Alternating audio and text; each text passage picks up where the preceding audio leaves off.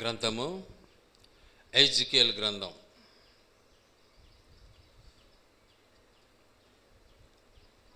ప్రవక్త ఎజెకియెల్ ద్వారా దేవుడు రచించినటువంటి ఈ గ్రంథం 37వ అధ్యాయం చాలా వరకు అందరికీ తెలిసిందే. అయినా కూడా ధ్యానించడం అన్నది దేవుని యొక్క నడిపింపు, మనం గ్రహిస్తాం. దాన్ని బట్టి ఒకసారి జ్ఞాపం చేసుకుందాం. ఏమంటున్నాడు అంటే, యెహోవా హస్తము నా మీదికి వచ్చెను, నేను ఆత్మవశుడనై, ఇంకా లోయలో నన్ను దింపెను, ఎముకలతో ఉన్నటువంటి లోయ. ఆ తర్వాత వాటి మధ్య నన్ను ఇటు అటు నడిపించగా ఏమైపోయింది? ఎముకలు అనేకములు ఆ లోయలో కనపడెను, అవి కేవలము ఎండిపోయినాయి. ఈరోజు మన పరిస్థితి, మనమంతా బైబిల్ చేతబట్టుకుంటాం, మనమంతా కూడా దేవుడా తండ్రి యేసయ్యా అంటాం. అయితే బ్రతికి ఉన్నామా? ఆలోచించాలి. మనము బ్రతికి ఉన్నామా? ఎక్కడున్నాం? ఎందుకంటే వాక్యం సెలవిస్తున్న మాట, ఎండిపోయిన లోయ, ఎండిపోయినటువంటి జీవితం, ఎండిపోయినటువంటి స్థలము, ఎండిపోయినటువంటి ఎముకలు ఎండిపోయినాయి, చిక్కిపోయినాయి. భయంకరంగా అసలు ప్రాణం లేనటువంటి పరిస్థితి. అలాంటి లోయ, అలాంటి స్థలము, అలాంటి ప్రదేశము కలిగినటువంటి పరిస్థితిని మనం చూస్తున్నాం. అయితే ఎండిపోయిన ఈ స్థితిని మనము కలిగి ఉన్నాము, దేవుని యొక్క ఉద్దేశం. అందుకే మనకు సాదృశ్యానుసారమైనటువంటి ఈ స్థితిని, ఇజ్రాయేలు యొక్క జీవితాన్ని మన ముందు పెట్టాడు దేవుడు. చాలా స్పష్టంగా మాట్లాడుతున్నాడు. ఎముకలు అనేకములు ఆయన లోయలో కనబడెను, అవి కేవలము ఎండిపోయినవి. చాలా స్పష్టంగా ఉంది. 11వ వచనంలో ఏమంటాడంటే, అప్పుడు ఆయన నాతో ఇట్లా, నేను నరపుత్రుడా, ఈ ఎముకలు ఇజ్రాయేలీయులందరినీ సూచించుచున్నది. వారు మన ఎముకలు ఎండిపోయెను, మన ఆశ విఫలమాయను, మనము నాశనమైతిమి అని అనుకొనుచున్నారు. మనం కూడా ఈ లోకాశకు బానిసలమై ఉన్నాం. మనం కూడా ఈ లోకానుసారంగా ఎండిపోయిన జీవితం కలిగి ఉన్నాం. లోకానుసారమైనటువంటి దురాశలు మనలో ఉన్నాయి అంటే, ఆత్మానుసారంగా మనమంతా ఎండిపోయిన వారమే, ఎందులో సందేహం లేదు.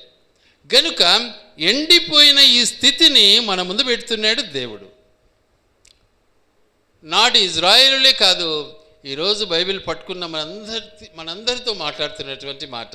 ఎలాంటి పరిస్థితి? ఎండిపోయిన జీవితం, సారవంతం లేని జీవితం, ఆత్మీయత లేని జీవితం, లోకానుసారమైన చీకటి జీవితం. వీటన్నిటిని బట్టి దేవుడు మనతో మాట్లాడాలని ఇష్టపడుతున్నాడు. గనుక అందుకే వాక్యం ఏమంటుంది అంటే, చూద్దాం ఒకసారి, జ్ఞాపం చేసుకుందాం. దినవృత్తాంతముల 2వ గ్రంథము 30వ అధ్యాయం 12వ వచనం. దినవృత్తాంతముల 2వ గ్రంథము 30వ అధ్యాయం 12వ వచనం. యెహోవా ఆజ్ఞను బట్టి రాజులను అధిపతులను చేసిన నిర్ణయమును నెరవేర్చునట్లు యూదాలోని వారికి మనస్సు ఏకము చేయుటకై దేవుని హస్తము వారికి తోడ్పడెను. యెహోవా హస్తము వారికి వచ్చింది. యెహోవా హస్తం మన పైకి వస్తూ ఉంది. యెహోవా హస్తాన్ని మనకు చూపించాలని ఇష్టపడుతున్నాడు. సో హస్తము మీన్స్ పవర్ ఆఫ్ క్రైస్ట్. హస్తము మీన్స్ పవర్ ఆఫ్ గాడ్. దేవుని యొక్క శక్తి మన పట్ల పరిపూర్ణము చేయాలని దేవుడు ఇష్టపడుతూ ఉన్నాడు. తన హస్తము, తన యొక్క పవర్, తన యొక్క శక్తి మనకు చూపించాలని ఇష్టపడుతున్నాడు. ఆ శక్తి ద్వారా మనమంతా ఏం కావాలి? సజీవులం కావాలి. ఆ శక్తి ద్వారా మనమంతా ఏం కావాలి? మారు మనసు పొందిన వారం కావాలి. ఆ శక్తి ద్వారా మనమందరం ఏం కావాలి? మరి ప్రాణం కలిగినటువంటి వారముగా చలనం కావాలి. ప్రాణం కలిగినటువంటి వారముగా నడిచే వారం కావాలి. ప్రాణం కలిగినటువంటి వారముగా సైన్యంగా జీవించాలి.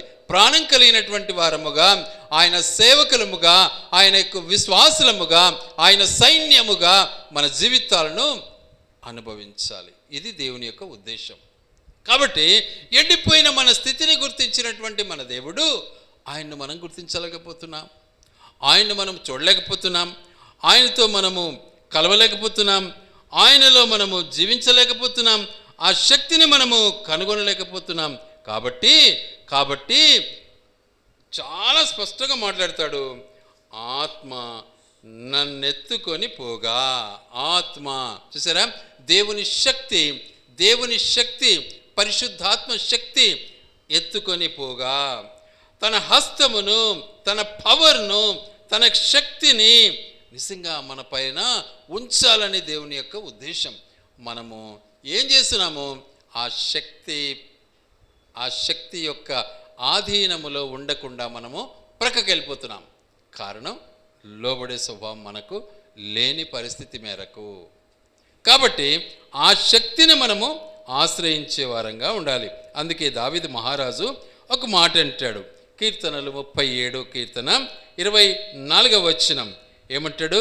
యెహోవా అతని చెయ్యి పట్టుకొని ఉన్నాడు గనుక అతడు నేలను పడినను లేవలేక ఉండడు, అంటే లేస్తాడు అని అర్థం. కాబట్టి దేవుని యొక్క శక్తి మనల్ని ఆవరించినప్పుడు మనం క్రింద పడినా కూడా మనం లేచే వారంగా ఉంటాం. దేవుని శక్తి మనకు పరిపూర్ణం కావాలి. దేవుని శక్తి మనలో ప్రవేశించినప్పుడు ఎముకలు లేచి నిలబడతాయి, అస్థిపంజరాలు లేచి నిలబడతాయి, ప్రాణము లేని శరీరం లేచి నిలబడుతుంది, ప్రాణంతో నిలబడుతుంది, ప్రాణం కలిగినటువంటి మనిషిగా నిలబడతాడు. కాబట్టి మనము నిజంగా ప్రాణం ఉన్నవారమా, ప్రాణం లేని వారమా? అందుకే ఎఫెసీ పత్రికలో 2వ అధ్యాయం ఒక మాట అంటుంది. ఏమంటుందంటే 2వ అధ్యాయం ఏమంటుందంటే 1వ వచనం, మీ అపరాధముల చేతను పాపముల చేతను మీరు చచ్చిన వారు. చూసారా ఎలా ఉన్నాం మనమంతా? మీ అపరాధాల చేతను పాపముల చేతను ఏమైపోయినాము? ప్రాణము లేని వారముగా, ఎండిపోయినటువంటి ఎముకల్లా మన జీవితాలను మనము తయారు చేసుకుంటూ ఉన్నాం. ఎప్పుడైతే పాపము ఎంటర్ అయిపోయిందో నీలో ఉన్నటువంటి ఆత్మదేవుడు ప్రక్కకు వచ్చేస్తాడు. నీలో ఇక జీవము అనేది ఉండదు. ఎందుకు అంటే దేవుడు అనుగ్రహించినటువంటి పరిశుద్ధాత్మ మనల్ని నడిపించేదిగా ఉండాలి. గనుక ఎప్పుడైతే మన దేవునికి మనం చోటు ఇవ్వమో, ఎన్నిసార్లన్నా బైబిల్ చదువు, ఎన్నిసార్లన్నా ప్రార్థన చేయి, దేవునికి చోటు ఇవ్వకుండా మనము ప్రాణముతో ఉండటం అసాధ్యం. కాబట్టి ఎలా ఉంటాం? చచ్చినోళ్ళలాగా ఉంటామంట. గనుక ఏం చేయాలి ఇప్పుడు? పవర్ ఆఫ్ జీసస్ లేక పవర్ ఆఫ్ గాడ్, దేవుని యొక్క శక్తి పరిపూర్ణం కావాలి మన పట్ల. అందుకే వాక్యం ఏమంటుంది అంటే చాలా స్పష్టంగా మాట్లాడతాడు దేవుడు. చూడండి,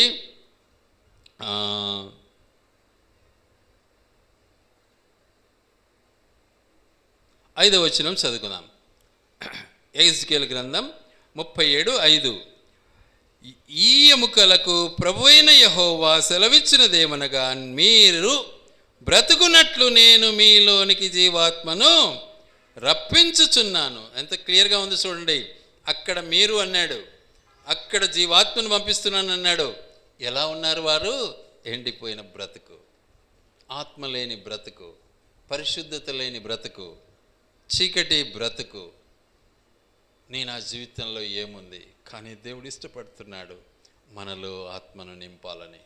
దేవుడు ఇష్టపడుతున్నాడు మనలో పరిశుద్ధతను అనుగ్రహించాలని. దేవుడు ఇష్టపడుతున్నాడు మనం ప్రాణంతో జీవించాలని. దేవుడు ఇష్టపడుతున్నాడు జీవము కలిగినటువంటి వారమై పరలోక రాజ్యానికి వారసులం కావాలని. కానీ మనం ఈ లోకపు ఆశలతో, లోకపు క్రియలతో, ఏముంది ఈ లోకంలో? మామూలుగా అయితే నేత్రాశ, శరీరాశ, జీవపు డంబము, అది వాస్తవమే. అయితే మనలో ఏమేమి ఉన్నాయి, వాస్తవానికి ఏమేమి ఉన్నాయి ఒకసారి జ్ఞాపం చేసుకుందాం. ఏమేమి ఉన్నాయి మనలో? నంబర్ 1 డబ్బు, రెండవది పేరు ప్రతిష్టలు, మూడవది ఇంకొకటి ఏంది, ఏదో ఉంది ఒకటి, ఏముంది ఇంకొకటి పేరు, డబ్బు, ఇంకోటి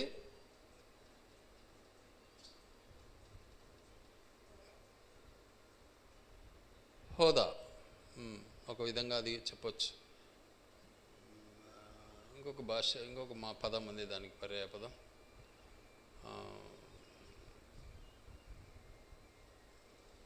పేరు కావాలి, డబ్బు కావాలి, హోదా కావాలి. హోదానే కీర్తి ప్రతిష్టలు, ఇంకొక వర్డ్ ఏదో ఉంది, మళ్ళీ చూస్తాం. అయితే ఈ 3 అవసరం మనకు. వీటిని బట్టి మనం ఏమైపోతున్నాము? ఆత్మను వదులుకుంటున్నాం, పరిశుద్ధాత్మను పోగొట్టుకుంటున్నాం. డబ్బు కావాలి అంటే పరిశుద్ధాత్మ రాదు మన దగ్గరికి. పేరు ప్రఖ్యాతులు కావాలంటే పరిశుద్ధాత్మ రాదు. నేను అనే స్వభావం మనలో ఉంటే పరిశుద్ధాత్మ మనకు రాదు. పరిశుద్ధాత్మ వస్తే ఎగరడము, పాటలు పాడడము, గంతులు వేయడం కాదు. పరిశుద్ధాత్మ నిమ్మలంగా ఉంటుంది, నిదానంగా ఉంటుంది, సమాధానంగా ఉంటుంది, ఓర్పుతో ఉంటుంది, దేవుని కార్యాలు చేస్తూ ఉంటుంది, అల్లరి చేయదు. అయితే అట్టి పరిశుద్ధాత్మను మనము పోగొట్టుకుంటున్నాం. కారణం మనకున్నటువంటి ఈ శరీరపు క్రియల ద్వారా. వాటిని బట్టి మనము నిజంగా ఎలా ఉన్నాము అంటే ఎండిపోయిన బ్రతుకు అంటున్నాడు దేవుడు. కాబట్టి ఏం చేయమంటున్నాడు? వీళ్లకు ప్రాణం వచ్చేటట్లుగా ఏం చేయాలి? ఇప్పుడు ఏం చేయాలి? నా హస్తము నా మీద బలముగా వచ్చెను. ఏం చేయమంటున్నాడు? వాటికి ఏం కావాలి? ఇప్పుడు ప్రాణం పోయాలి. వాటికి ప్రాణం పోయాలి. 5వ వచనములో అదే మనం చదివాం. ఏమన్నాడు? మీరు బ్రతుకున్నట్లు నేను మీలోనికి జీవాత్మను రప్పించుచున్నాను. జీవాత్మను రప్పించుచున్నాను. కారణం మీరంతా సచ్చినోళ్ళలాగా ఉన్నారు, చనిపోయినలా ఉన్నారు. ఏం ప్రయోజనం? కానీ మన దేవుడు మనల్ని వదిలిపెట్టలే. చచ్చినా కూడా లేపడానికి ఇష్టపడుతున్నాడు.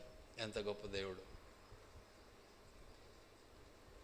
పాపం చేశాం, మోసం చేశాం, ఎండిపోయినాం, మనలో జీవం లేదు, ఆత్మ లేదు, ఎండిపోయిన బ్రతుకు. కండలు ఉన్నాయి కానీ ఎండిపోయిన బ్రతుకు, ఎముకలు ఉన్నాయి ఎండిపోయిన బ్రతుకు.